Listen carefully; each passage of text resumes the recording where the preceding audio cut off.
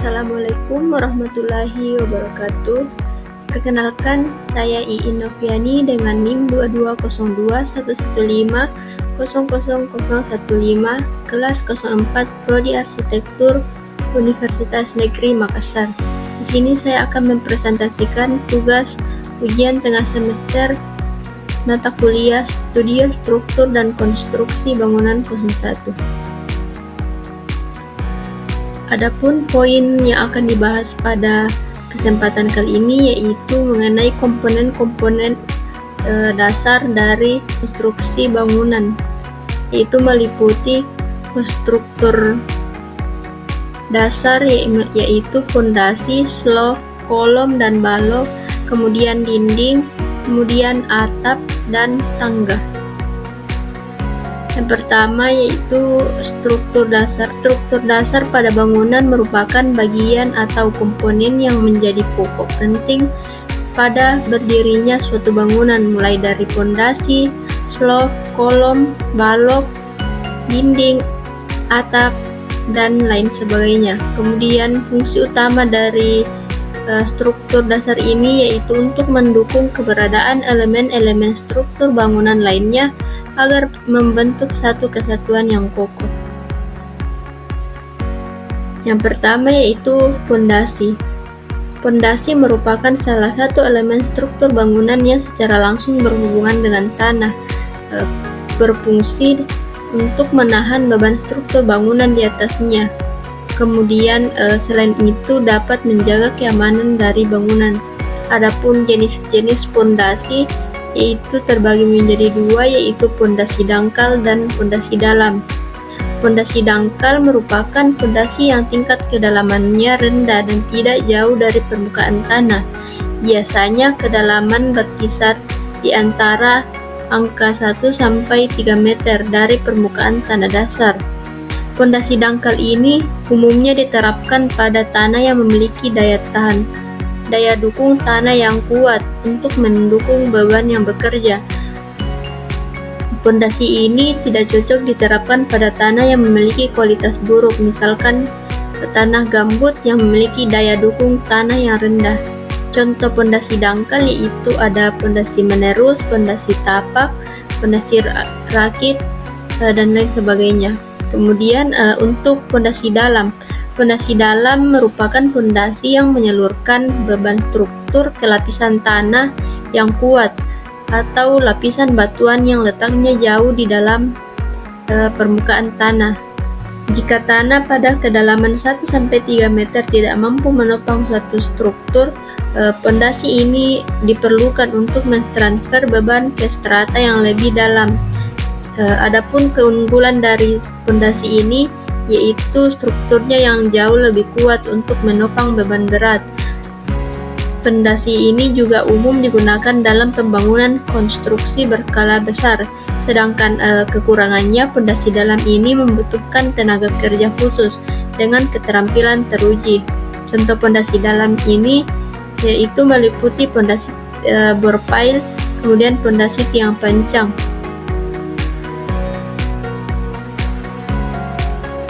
Ini merupakan contoh dari fondasi dangkal. Yang pertama itu fondasi menerus. Fondasi ini biasanya digunakan untuk mendukung beban yang bekerja secara menerus, seperti beban dinding, dan juga dapat diterapkan pada kolom yang sejajar secara horizontal maupun vertikal. Material yang biasa digunakan pada fondasi ini beragam, bisa menggunakan beton bertulang seperti fondasi pelat lajur yang umum dijumpai pada fondasi batu kali karena lebih hemat dan efisien. Kemudian yang kedua yaitu fondasi tapak atau footplate. Fondasi tapak sering kali disebut juga dengan sebutan fondasi cakar ayam.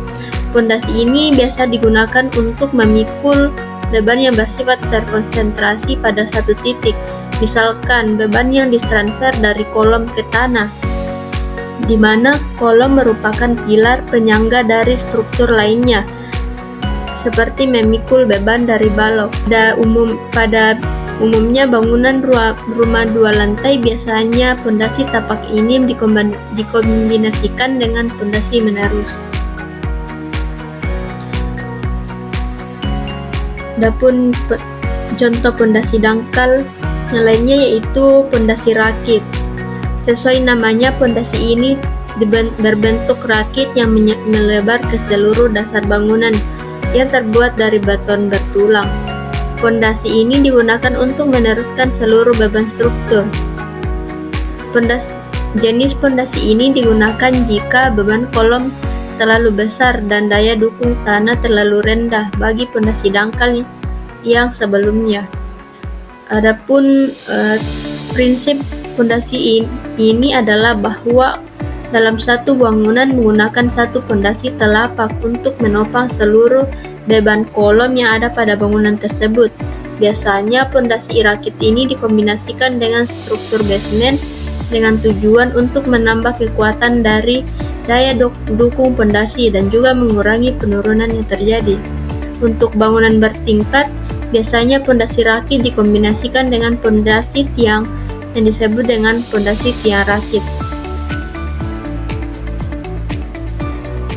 Adapun contoh dari pondasi dalam, yang pertama itu pondasi tiang pancang. Pada umumnya, pondasi tiang panjang ini terbuat dari berbagai macam bahan seperti kayu, baja, ataupun beton yang digunakan untuk mentransfer beban-beban dari permukaan ke strata yang lebih rendah. Pondasi tiang pancang memiliki fungsi yang sama dengan pondasi bor pile. Perbedaan mendasar dari pondasi bor pile dengan pondasi tiang panjang ini yaitu dari metodenya. Pelaksanaannya dimulai dari pemancangan tiang-tiang baja atau beton pracetak atau dengan membuat tiang-tiang beton bertulang yang langsung dicor di tempat yang sebelumnya telah dibuatkan lubang terlebih dahulu. Kemudian yang kedua itu pondasi bor pile. Pondasi bor pile merupakan jenis pondasi dalam yang fungsinya untuk meneruskan beban struktur konstruksi bangunan yang ada di atasnya dari permukaan tanah menuju ke lapisan tanah keras di bawahnya. Adapun pelaksanaan dari pondasi bor pile ini dimulai dari melubangi tanah terlebih dahulu menggunakan alat bor dengan diameter tertentu sampai kedalaman yang sudah direncanakan. Kemudian diisi dengan tulangan baja dan selanjutnya dicor beton.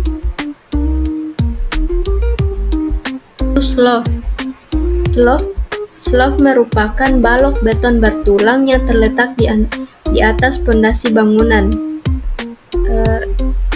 Kemudian adapun fungsi slope itu sendiri yaitu mendistribusikan beban ke tanah secara merata, menjaga kestabilan dan ketahanan bangunan, kemudian memperkuat struktur bangunan, mengurangi pergeseran dan getaran pada bangunan, serta menjaga kehandalan dan umur bangunan. Ini merupakan gambar tulangan pada slope.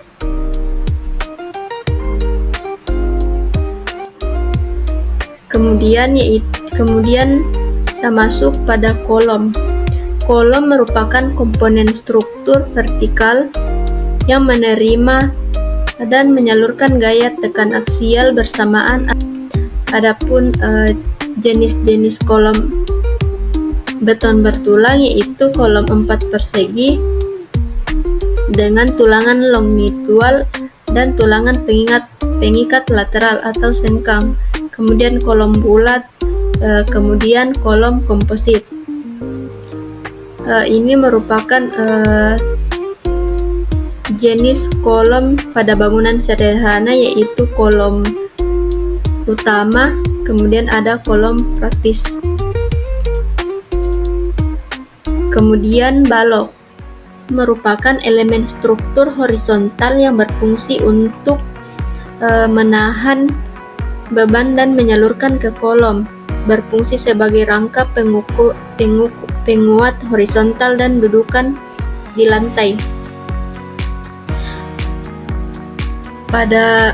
Adapun fungsi balok yaitu menopang beban dari lantai, atap, dan dinding serta menyalurkan beban tersebut ke kolom dan atau struktur pendukung lainnya.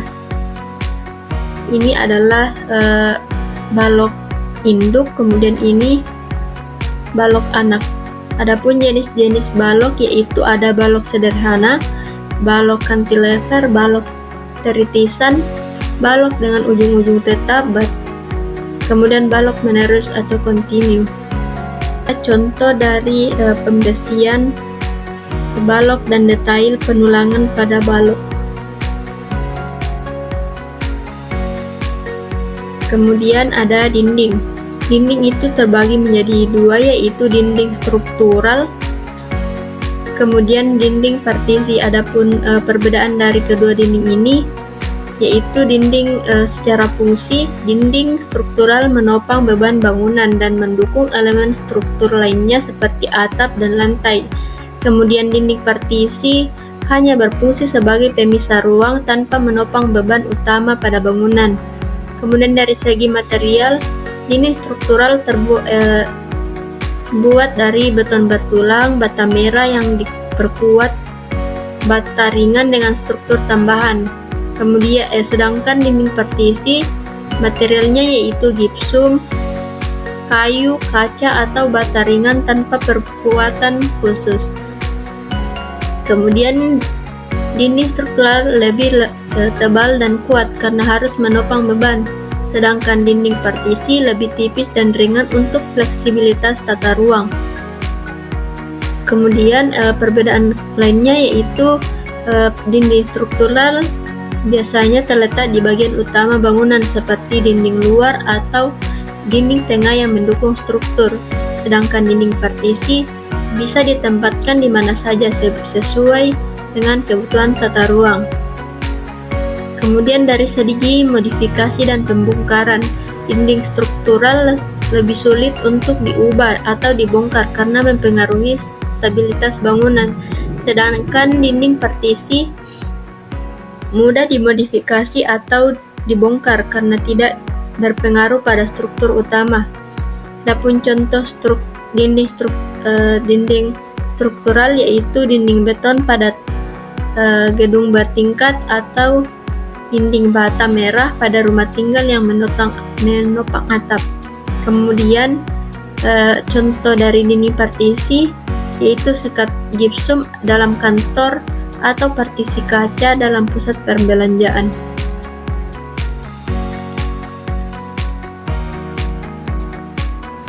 Kemudian atap. Atap merupakan bagian dari struktur bangunan yang berfungsi sebagai penutup seluruh ruangan yang ada di bawahnya terhadap pengaruh panas, hujan, angin, debu, atau untuk keperluan perlindungan lainnya. Rangka atap memiliki fungsi menyalurkan tekanan dari atap ke struktur bangunan lainnya yang berada di bawahnya. Rangka atap juga memiliki fungsi sebagai penahan atap dari tekanan-tekanan yang diberikan dari atap itu sendiri. Adapun rangka atap yaitu terdapat kuda-kuda yang mempunyai bentuk segitiga dari balok kayu maupun bahan lainnya untuk menopang rangka atap yang ada di atasnya. Bagian teratas dari kuda-kuda akan disangkutkan pada balok, kemudian bagian kedua kakinya akan tersambung dengan kolom struktur untuk menyalurkan bebannya. Kemudian ada gording. Gording berada persis di bawah kuda-kuda yang berguna untuk mengikat dan menghubungkan kuda-kuda. Bagian ini umumnya terbuat dari balok kayu. Selain itu, gording juga berguna sebagai dudukan atau penyangga usuk. Bagian ini umumnya akan dibutuhkan apabila kuda-kuda tingginya melebihi 2 meter.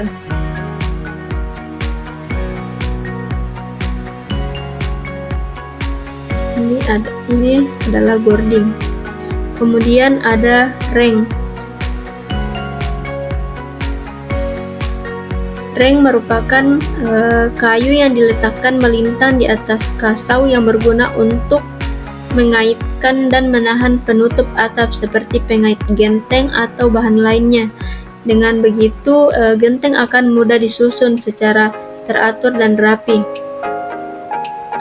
Penggunaan reng akan disesuaikan dengan jarak genteng, sedangkan jarak genteng ini akan dipengaruhi oleh ukuran genteng dan penutup atap.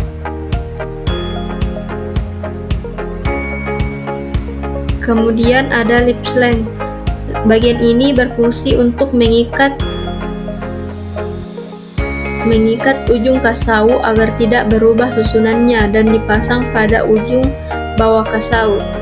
Kemudian ada pelapis atap. Pelapis atap dapat terbuat dari seng, plastik, atau pelat semen berserat yang kedap air untuk mencegah rembesan air hujan yang dapat masuk ke dalam rumah. Kemudian ada penutup atap, berada pada paling atas dari komponen atap dan bersinggungan langsung dengan air hujan maupun sinar matahari. Penutup atap ini harus mempunyai kekuatan dan keawetan yang baik. Selain itu juga dipertimbangkan nilai estetikanya karena berpengaruh pada muka dan kesan bangunan. Ini merupakan detail konstruksi pada rangka atap. Kemudian ini contoh rencana atap. Kemudian yang terakhir yaitu tangga. Tangga merupakan sebuah struktur yang dirancang untuk menjembatani jarak vertikal antara tingkat yang lebih rendah dan tingkat yang lebih tinggi dengan membaginya menjadi jarak vertikal yang lebih kecil. Tangga ini berfungsi sebagai penghubung antar lantai pada rumah bertingkat. Tangga juga bisa menjadi elemen dekorasi yang mempercantik rumah. Adapun komponen tangga yaitu terdapat baluster. Baluster ini merupakan tiang vertikal kecil yang berfungsi sebagai penyangga railing atau pegangan tangga. Berperan dalam keamanan dan mencegah orang terjatuh dari sisi tangga. Kemudian ada railing, merupakan pegangan tangan yang biasa dipasang di sepanjang sisi tangga, berfungsi sebagai penopang bagi pengguna tangga untuk menjaga keseimbangan naik atau turun. Kemudian ada anak tangga. Anak tangga ini merupakan bagian horizontal dari tangga tempat kaki berpijak, memungkinkan perpindahan antar lantai dengan aman dan nyaman. Kemudian ada ibu tangga. Merupakan struktur utama yang menopang anak tangga dan memberikan kekuatan pada struktur dan memberikan kekuatan pada keseluruhan tangga. Bisa berupa balok miring atau struktur rangka baja atau kayu yang menahan beban tangga. Kemudian ada bordes. Bordes merupakan area datar yang biasa berada di tengah tangga, berfungsi sebagai tempat istirahat sebelum melanjutkan perjalanan ke atas atau ke bawah. Demikianlah presentasi kali ini mengenai komponen dasar dari struktur bangunan. Terima kasih. Saya Iin Noviani. Wassalamualaikum warahmatullahi wabarakatuh.